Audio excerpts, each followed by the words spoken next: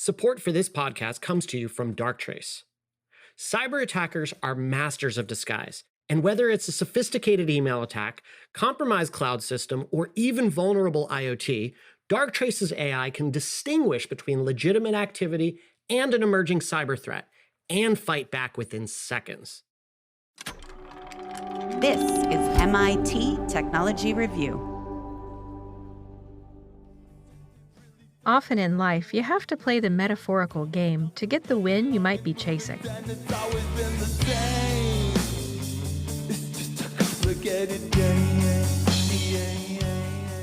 But what if that game was literal? And what if winning at it could mean the difference between landing a job you've been dreaming of or not? Increasingly, job seekers need to pass a series of tests in the form of artificial intelligence games just to get seen by a hiring manager. For me, being a military veteran, being able to take tests and quizzes or being under pressure is nothing for me. But I don't know why the cognitive test gave me anxiety. But I think it's because I knew that it had nothing to do with software engineering. That's what really got me. We met this job seeker in the first episode of the series. She asked us to call her Sally because she's criticizing the hiring methods of potential employers, and she's concerned about publishing her real name. She has a graduate degree in information from Rutgers University in New Jersey, with specialties in data science and interaction design. And Sally fails to see how solving a timed puzzle or playing video games like Tetris has any real bearing on her potential to succeed in her field. And I'm just like, what? I don't understand. This is not relevant. So companies want to do diversity and inclusion, but you're not doing diversity and inclusion when it comes to thinking. Not everyone thinks the same. So how are you inputting that diversity and inclusion when you're only selecting the people that can figure out a puzzle within 60 seconds? She says she tried everything to succeed at games like the ones from Cognify she's describing, but without success. She was rejected from multiple jobs she applied to that required these games. I took their practice exams. I was practicing stuff on YouTube. I was using other peers and we were competing against each other. So I was like, all right, it's not me because I studied for this and I still did not quote unquote pass. So I'm Jennifer Strong, and in this third episode of our series on AI and hiring, we look at the role of games in the hiring process. We meet some of the lead creators and distributors of these tools, and we share with them some feedback on their products from people like Sally. The disconnect, I think, for this candidate was between what the assessment was getting the candidate to do and what was required, or the perceptions about what was required on the job. Matthew Neale helped create the Cognify test she's talking about. I think the intention behind Cognify is to look at people's ability to learn, to process information, to solve problems. I would say, I suppose, that these kinds of skills are relevant in software design, particularly in software design where you're going to be presented with complex, difficult, or unusual problems. And that's the connection that I would draw between the assessment and the role. So we tested some of these tools ourselves. And we ask who might get left behind in the process. Plus, we find out why there isn't more policy in place and speak with one of the leading U.S. regulators. There has been no guidelines. There's been nothing specific to the use of artificial intelligence, whether it is resume screening, whether it's targeting job ads, or facial recognition or voice recognition. There has been no new guidelines from the EEOC since the technology has been created.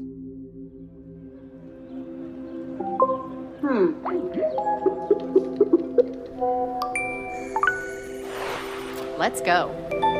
In Machines We Trust. I'm listening. A podcast about the automation of everything. You have reached your destination. So I'm Frida Polli. I'm a former academic scientist. I spent 10 years at Harvard and MIT, and I am the current CEO of a company called Pymetrics. It's an AI games company that uses behavioral science and machine learning to help decide whether people are the right fit for a given job. I was a scientist who really loved the research I was doing. I was at some point frustrated by the fact that there wasn't a lot of application, real world application. So I went to business school looking for a problem essentially that our science could help solve. When I spoke to her earlier this year, she called this her fundamental aha moment in the path to creating her company. essentially people were trying to glean cognitive, social, and emotional aptitudes, or what we call soft skills, from a person's resume, which didn't seem like the optimal thing to do. If you're trying to understand somebody more holistically, you can use newer behavioral science tools to do that. So ultimately just had this light bulb go off thinking, okay, we know how to measure soft skills. We know how to measure the things that recruiters and candidates are looking to understand about themselves in a much more scientific, objective way. We don't have to tea leaf read off a resume. The reason companies score job seekers is because they get way too many applications for open roles. You know, if we could all wave our magic wand and not have to score people and magically distribute opportunity, I mean, my God, I'm all in, right? And what we can do, I think, is make these systems as fair and predictive as possible, which was always kind of the goal. She says Pymetrics does this using cognitive research, and they don't measure hard skills, like whether someone can code or use a spreadsheet. The fundamental premise is that we all sort of have certain predispositions and they'll lead us to be more versus less successful. There's been a lot of research showing that, you know, different cognitive, social, and emotional or personality attributes do make people particularly well suited for, you know, role A and less well suited for role B. I mean, that research has, you know, predates Pymetrics. And all we've done is essentially make the measurement of those things less reliant on self-report questionnaires and more reliant on actually measuring your behavior. These games measure 9 specific soft skills, including attention and risk preference, which she says are important in certain jobs. It's not super deterministic. It can change over time, but it's a broad brushstroke of like, hey, you know, if you tend to be like, let's take me for a second. I tend to be somewhat impulsive, right? That would make me well disposed for certain roles, but potentially not others. So I guess what I would say is that both hard and soft skills are important for success in any particular role. And the particular mix, it really depends on the role at hand, right? Basically, it works like this. Employees who've been successful in a particular job a company is hiring for are asked to play these games. That data gets compared against people already in a Pymetrics database. The idea is to build a model that identifies and ranks the skills unique to this group of employees and to remove bias. All of that gets compared against incoming job applicants, and it's used by large global companies including Kraft Heinz and AstraZeneca. Another big player in this field is a company called Arctic Shores. Their games are used by the financial industry and by large companies, mainly in Europe. The way we recruit was, and in many cases, is broken. Saif Hammad is a co-founder and CTO of Arctic Shores. But companies are recognizing that actually they can do better. They can do better on the predictability front to improve the bottom line for the companies. And also they can do better on the bias front as well. It's a win-win situation. By removing the bias, you get more suitable people, the right people into your company. I mean, what's not to like? The same as Pymetrics, Arctic Shores teases out personality traits via AI-based video games. So the way we measure something like sociability isn't, oh, you're in a room and you want to go and talk to someone, or, you know, actually, you really wouldn't realize, you know, there's a few tasks where you have to ask you to choose left, choose right, and press you a little bit. And we come out with a measure of sociability. I mean, for me, it's magic. I mean, I understand the science a little bit underneath. I certainly understand the mathematics, but it's like magic. We actually don't put you in a scenario that's anything to do with sociability. And yet, if you look at the stats, the measurements are great. He says the company's tools are better than traditional testing methods because the games can pull out traits of job applicants that might otherwise be hard to figure out, like whether they're innovative thinkers, something most candidates would probably just answer with yes if they were asked in a job interview. When you ask questions, they can be faked. You know, when I ask a question about, you know, how would you react if you were in this position? You're not thinking, oh, how would I react? You're thinking, oh, what does the person asking me want me to say that's going to give me the best chance of getting that job? So without asking questions, by not asking questions, it's a lot harder to fake and it's a lot less subjective. And to him, more data equals more objective hiring decisions. It's about seeing more in people before you bring in some of this information which can lead to bias. So long as in the first stage of the process, you're blind to their name, the school they went to, what degree they got, and you just look at the psychometrics. Look, what is their potential for the role? That's the first thing we need to answer. He says games give everyone a fair chance to succeed regardless of their background. Both Pymetrics and Arctic Shores say their tools are built on well-established research and testing. Now, these interactive tasks are very carefully crafted based on the scientific literature, based on a lot of research and a lot of sweat that's gone into making these. We actually can capture thousands of data points, and a lot of those are very finely nuanced. And by using all that data, we're able to really try and hone in on some of the behaviors that will match you to those roles. Andy says explainability of results is key in building trust with these new technologies. So we do use AI. We do use machine learning to try and inform us, to help us build that model, but the final model itself is more akin to what you would find in traditional psychometrics. It means that when it comes to our results, we can actually give you the results. We can tell you where you lie on the low to medium to high scale for creativity, for resilience, for learning agility, and we will stand by that. Andy says his company is also closely monitoring if the use of AI games leads to better hiring decisions. We'll always be looking at the results. Has the outcome actually reflected what we said would happen? Are you getting better hires? Are they actually fulfilling your requirements? And better doesn't necessarily mean, hey, I'm more productive. Better can mean that they're more likely to stay in the role for a year. But not everyone is feeling so optimistic. Hilke Schellman is a professor of journalism at NYU who covers the use of AI in hiring. She's been playing a whole lot of these games as well as talking to some critics. She's here to help put it all in context. Yeah, Jen. So AI-based video games are a recent phenomenon of the last decade or so. It's a way for job applicants to get tested for a job in a more fun way. Well, that's at least how vendors and employers pitch it, since they're playing video games instead of answering lots of questions in a personality test, for example. So what types of games are you playing? So I played lots of games. For one company, I had to essentially play a game of Tetris and put different blocks in the right order. I also had to solve basic mathematical problems and test my language skills by finding grammar and spelling mistakes in an email. But these aren't like ones you might play at home. There's no sound in these games, and they look more like ones from the 80s or early 90s.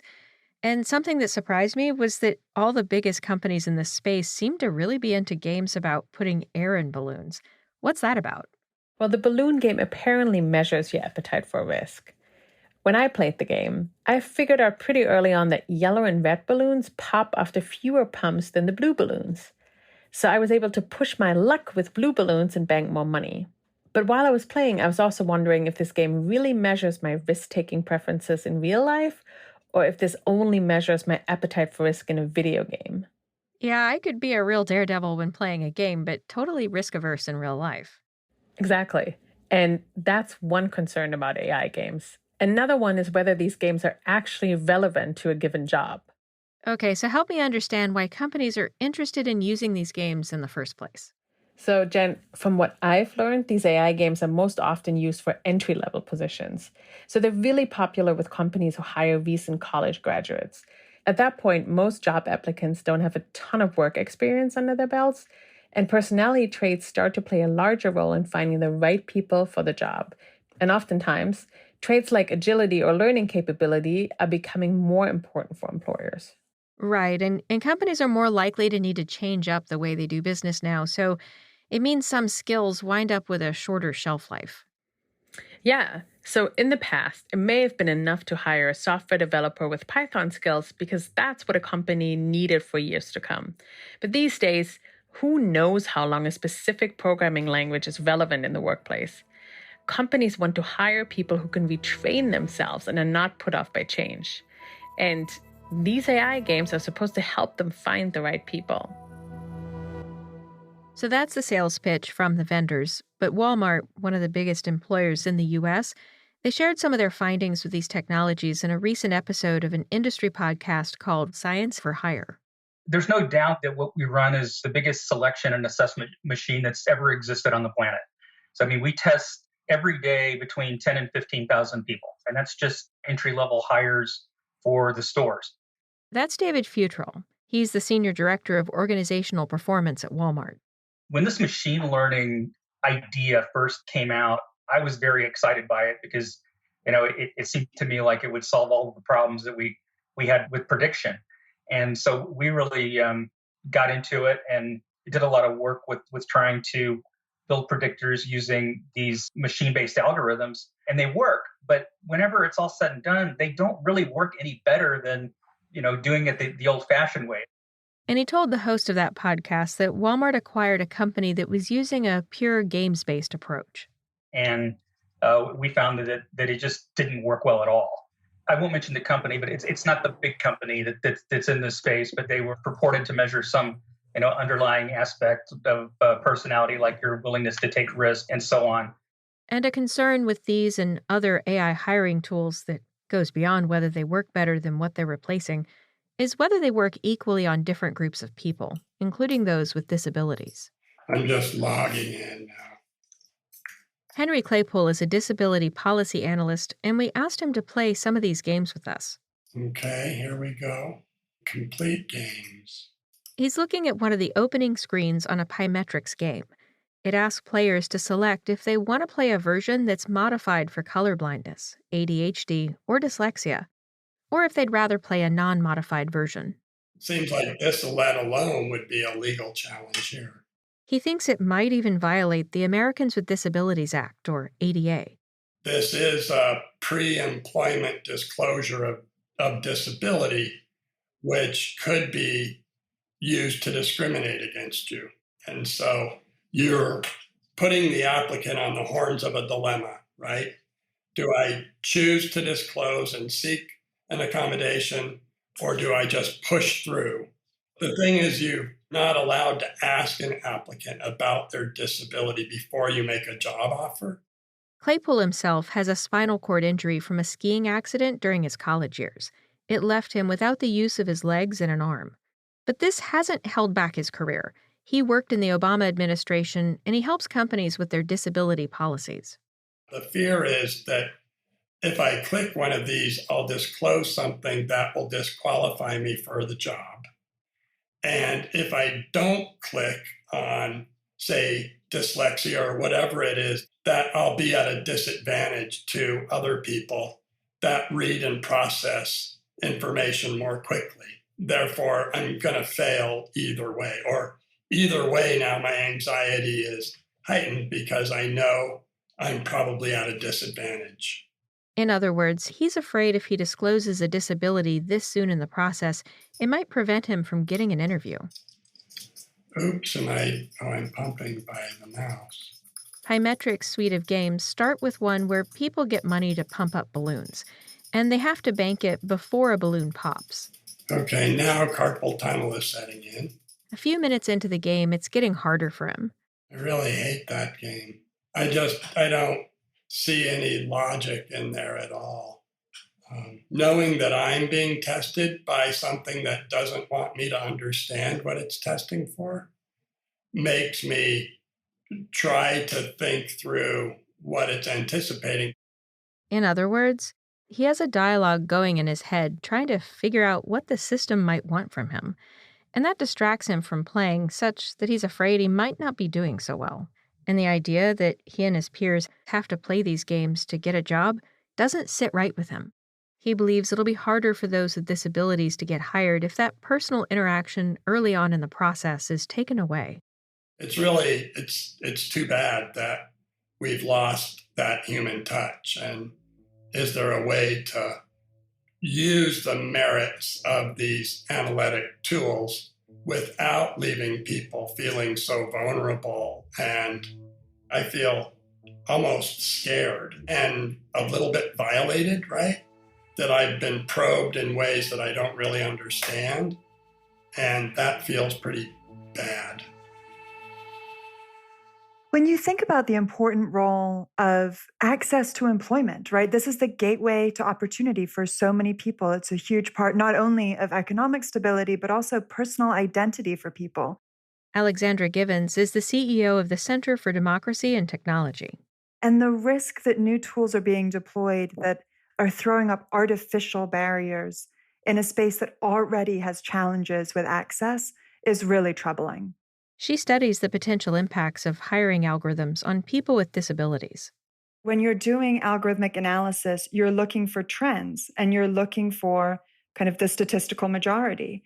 And by definition, people with disabilities are outliers. So what do you do when an entire system is set up to not account for statistical outliers, and not only not to account for them, but to actually end up intentionally excluding them because they don't look like the statistical median that you're gathering around. She's the daughter of the late Christopher Reeve, best known for his film roles as Superman, that is, until he was paralyzed from the neck down from a horseback riding accident. About 1 in 5 people in the U.S. will experience disability at some point in their lives, and like Claypool, she believes this type of hiring may exclude them.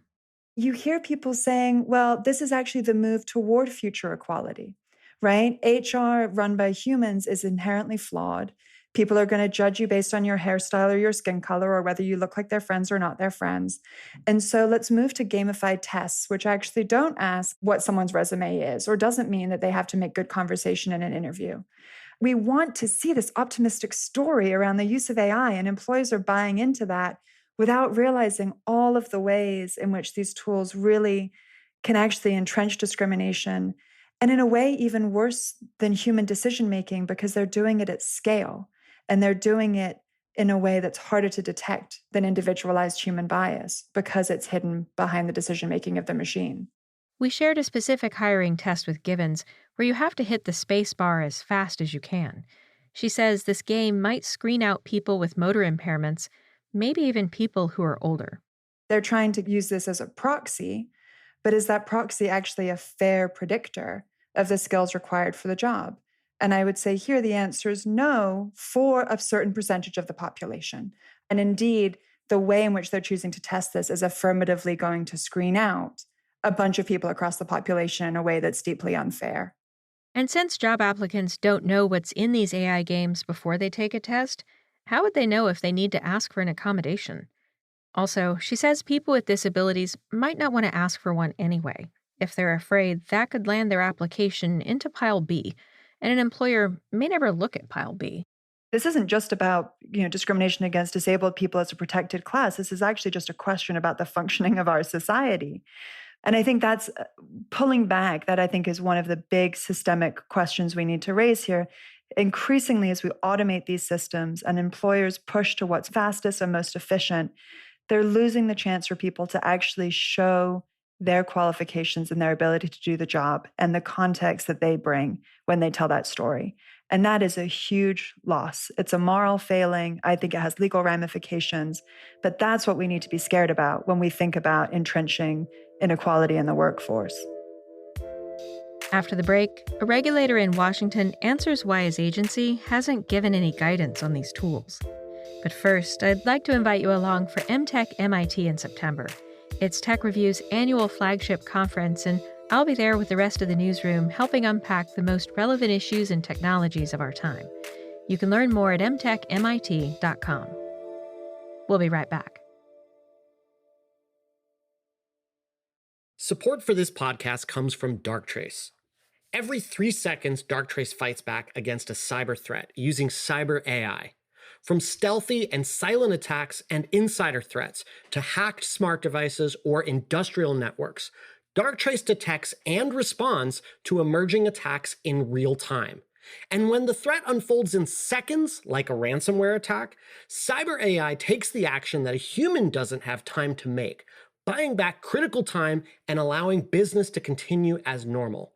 Learn more at darktrace.com.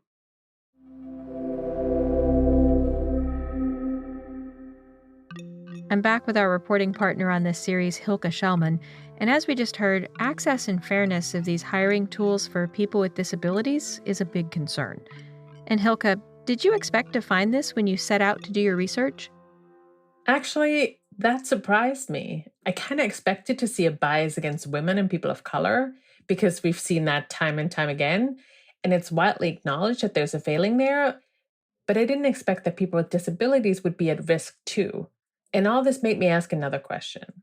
Are these algorithms in these games really making fair and unbiased decisions for all candidates? And so, are the decisions fair? Well, actually, no. Early on in my research, I spoke to employment lawyers that deal with a lot of companies who are planning on doing business with AI hiring vendors. They told me that they're no strangers to problems with these algorithms, and they shared with me something they haven't shared publicly before. I think the underlying question was, do these tools work? And I think the answer is, in some circumstances, they do. And in some circumstances, they don't. A lot of it is both vendor/tool dependent and also employer dependent and how they're being put to work. And then practically, what's the tool doing? And to the extent that we see problems, and more specifically, an adverse impact on a particular group, what are the solutions for addressing those issues? Nathaniel Glasser is an employment lawyer in Washington, D.C. So monitor, monitor, monitor. And if we see something wrong, let's make sure that we have a plan of attack to address that. And that might be changing the algorithm in some sense, changing the inputs, or if it doesn't work, just making that decision to say, actually, this tool is not right for us. It's unfortunate that, we spent a little bit of money on it, but in the long run, it's going to cause more problems than it's worth. And so let's cut ties now and move forward. And I've been involved in that situation before. And he recalls a specific incident involving a startup vendor of AI games. And unfortunately, after multiple rounds in beta, prior to going live, the tool demonstrated adverse impact against the female applicants. And no matter the tweaks to the inputs and the traits and the algorithm itself, they couldn't get confident that it wouldn't continue to create this adverse impact. And they ultimately had to part ways, and they went out to the market and they found something else that worked for them. Now, that initial vendor that was a startup 5 years ago has continued to learn and grow and do quite well in the market. And I'm very confident, that they learned from their mistakes, and in working with other companies have figured it out. So unfortunately, the two lawyers signed a non-disclosure agreement, and we don't know which companies he's talking about. We only know that the company is still out there and grew from a startup into an established player. And that could indicate that they fixed their algorithm, or it could mean that no one's looking. And that's something that comes up again and again. There's no process that decides what AI hiring tools are fair game, and anyone can bring any tool to market. Yeah. And the Equal Employment Opportunity Commission is the regulator of hiring and employment in the United States. But they've been super quiet. So that's probably why we're now seeing individual states and cities starting to try to regulate the industry, but everyone is still kind of waiting for the commission to step in. So we reached out to the EEOC and we connected with Keith Sonderling. He's one of the commissioners who leads the agency. Well, since the 1960s, when the civil rights laws were enacted, our mission has been the same, and that's to make sure that everyone has an equal opportunity in the workplace, to enter the workplace and to succeed in the workplace. Women, immigrants, people of color, and others have often had fewer workplace opportunities because of human bias. And despite its challenges, he believes AI has the potential to make some decisions more fair. So I personally believe in the benefits of artificial intelligence in hiring. I believe that this is a technology that can fundamentally change how both employees and employers view their working relationship, from everything of getting the right candidates to apply, to finding the actual right candidates, to then when you're working, to making sure you're in the job that is best suited for your skills, or learn about other jobs that you may be even better at that you didn't even know that a computer will help you understand. So there's unlimited benefits here. Also, it can help diversify the workforce. So I think it is an excellent way to eliminate bias in recruiting and promotion, but also more importantly, it's going to help employers find the right candidates who will have high-level job satisfactions. And for the employees too, they will find the jobs that are right for them. So essentially, it's a wonderful matchmaking service. But he's also aware of the risks. He believes bad actors could exclude people like older workers by doing things like programming a resume parser to reject the resumes from people with a certain amount of experience. And he says the tools themselves could also discriminate unintentionally. For instance, if an employer wants to use AI to screen through 500,000 resumes of workers to find people who live nearby so they're not late to work, Say it's a transportation company and the buses need to leave on time. So I'm only going to pick people who live in one zip code over from my terminal. That may, although your intention is just to have employees who will be nearby to come to work on time, that may exclude a whole protected class of people based on the demographics of that zip code. So the law will say that that person who uses AI for intentionally for wrong versus an employer who uses it for the right reasons, but winds up violating the law because they have that disparate impact based on those zip codes, are equally held liable. So there's a lot of potential liability for using AI unchecked. Unintentional discrimination is called disparate impact, and it's a key thing to watch in this new age of algorithmic decision-making. But with these systems, how do you know for sure you're being assessed differently? When most of the laws and guidelines that steer the agency were established more than 40 years ago, it was much easier for employees to know when and how they were being evaluated. Well, that could be potentially the first issue of using AI in the hiring process, is that the employee may not even know they're being subject to tests. They may not even know a program is monitoring their facial expressions as part of the interview. So that is a very difficult type of discrimination to find. If you don't even know you're being discriminated against, how could you possibly bring a claim for discrimination? Sonderling says that employers should also think long and hard about using AI tools that are built on the data of their current workforce. Is it going to have a disparate impact on different protected classes? And that is the number one thing employers using AI should be looking out for. Is the ideal employee I'm looking for, is that just based on my existing workforce, which may be of a certain race, gender, national origin? And am I telling the computer that's only who I'm looking for? And then when you get 50 resumes and they're all identical to your workforce, there's going to be significant problems there, because essentially the data you have fed that algorithm is only looking towards your existing workforce. And that is not going to create a diverse workforce with potentially workers from all different categories who can actually perform the jobs. Experts we've talked to over the course of this reporting believe there's enough evidence that some of these tools don't work as advertised and potentially harm women, people of color, people with disabilities, and other protected groups. And they've criticized the agency's lack of action and guidance. The last hearing it held on big data was in 2016, and a whole lot has changed with this technology since then. And so we asked the commissioner about that. There has been no guidelines. There's been nothing specific to the use of artificial intelligence, whether it is resume screening, whether it's targeting job ads, or facial recognition or voice recognition. There has been no new guidelines from the EEOC since this technology has been created. And we wanted to understand how that fits in with the agency's mission. Well, my personal belief is that the EEOC is more than just an enforcement agency. Yes, we are a civil law enforcement agency that's required by law to bring investigations and to bring federal lawsuits. But part of our mission is to educate employees and employers. And this is an area where I think the EEOC should take the lead within the federal government.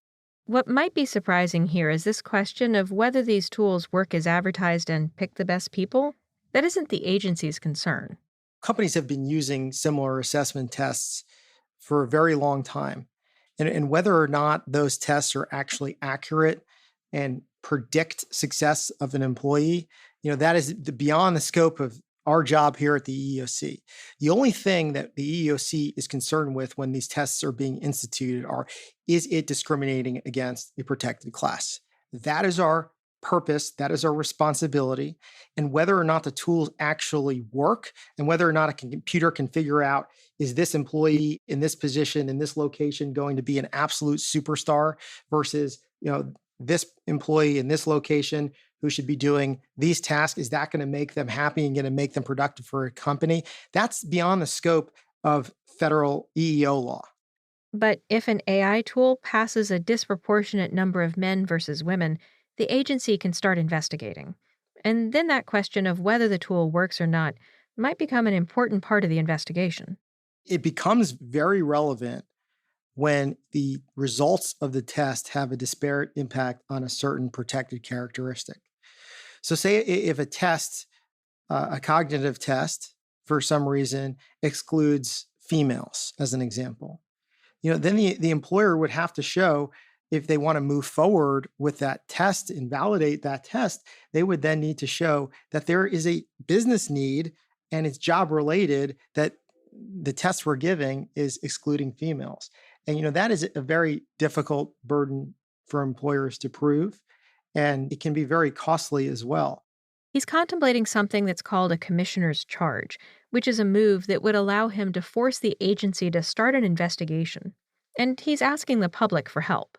So if an individual commissioner believes that discrimination is occurring in any areas of the laws we enforce, whether it's disability discrimination, sex discrimination, or here, AI discrimination, we can file a charge against the company ourselves and initiate an investigation.